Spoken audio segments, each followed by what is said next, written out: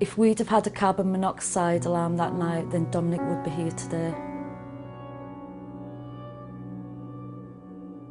Dominic, he was a funny, cheeky, sporty boy. If he wasn't playing football, he'd be in his bedroom playing it on his PlayStation, and he was just sport mad.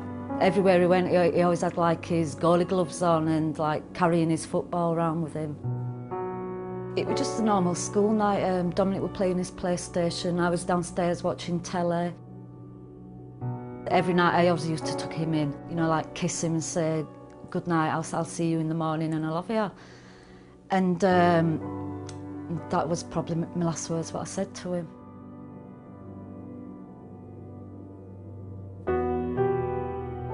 I went into his bedroom because normally on a morning, like I'd be coming out of my bedroom and Dominic would come, you know, flying out of his because he was so hyperactive on a morning.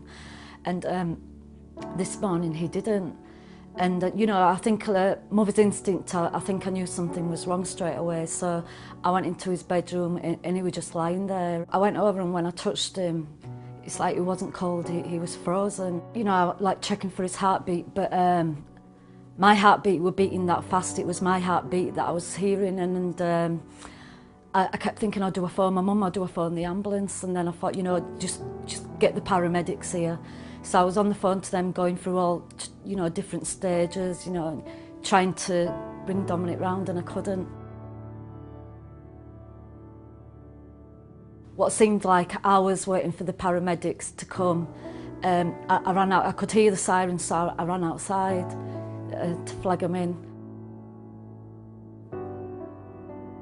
They come flying and, you know, went running upstairs, and within seconds it's like they was walking downstairs, and one like just like shook his head, and I just looked at him and said, "I know."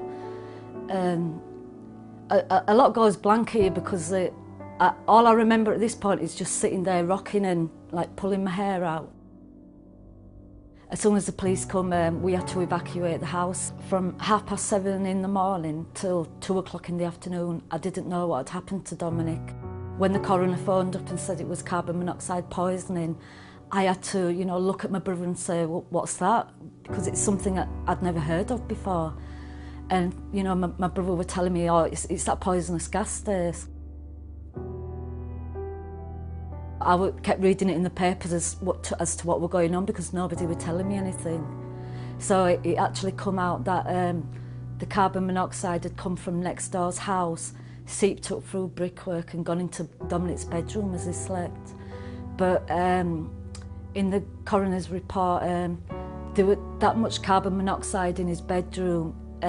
When they tried to investigate it, they had to pack it in after minutes because it were a danger to them, and, you know, so they had to like look after themselves. If I'd have had information about carbon monoxide, then maybe, you know, he'd be here today.